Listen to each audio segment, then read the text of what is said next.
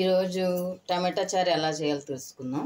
ముందుగా ఒక గిన్నెలో ఒక నిమ్మకాయ అంత సైజు చింతపండు నానబెట్టేసుకుందాం. కొందరు చారు అంటారు, కొందరు రసం అంటారు, వాళ్ళ ఇష్టం.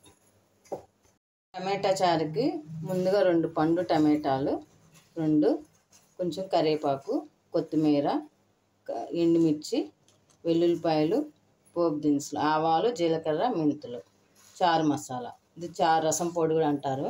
ఇది ఎలా చేసుకోవాలో నెక్స్ట్ వీడియోలో తెలుసుకుందాం.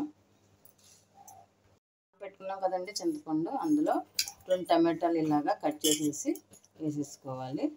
తర్వాత కరివేపాకు, కొంచెం కొత్తిమీర వేసేసుకుని బాగా కలిపేసుకోవాలండి. ఈ రసంలో స్పెషల్ ఏంటంటే పోపుకి వేయమండి కరివేపాకు, ఇందులోనే కలిపేసుకుంటాం. బాగా కొంచెం ఉప్పు వేసుకొని కలిపేసుకోవాలి.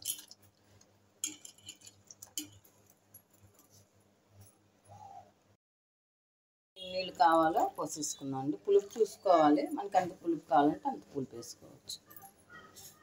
వేయించుకొని చారుకి తాళింపు పెట్టేసుకున్నాం. టమాటా చారుకి ముందుగా ఆయిల్ వేసుకున్నాం. 2 టేబుల్ స్పూన్ ఆయిల్ వేసుకున్నాం. దీనికి నూనె ఎక్కువ వేసుకోకూడదు, కొంచెం వేసుకోవాలి. ఆయిల్ వేడెక్కిన తర్వాత ఎండుమిర్చి,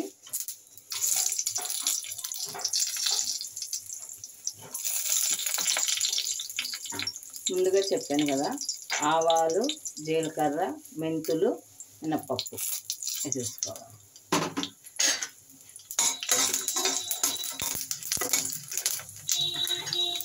తర్వాత కచ్చా పచ్చా దంచుకున్న వెల్లుల్లిపాయలు వేసేసుకుంటాం. వేసుకొని ఒకసారి పెట్టేసుకుంటాం.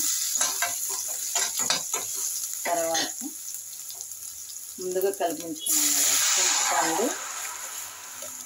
ముందుగా కలిపించుకున్న చింతపండు, టమాటా, కరివేపాకు, కొత్తిమీర, ఉప్పు వేసేసుకోవాలి. చారు బాగా మరగకూడదండి, ఇలాగ బబుల్స్ వచ్చినప్పుడు కట్టేసుకోవాలి. టేస్ట్ చాలా బాగుంటుంది, ఒకసారి ట్రై చేసి చూడండి.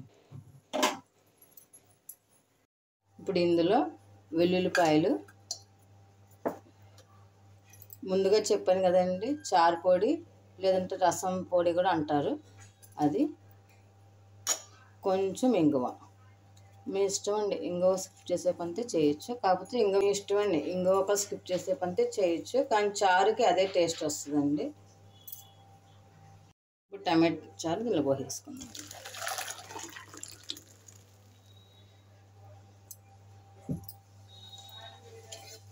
ఒకసారి కలిపేసుకొని మూత పెట్టేసుకో.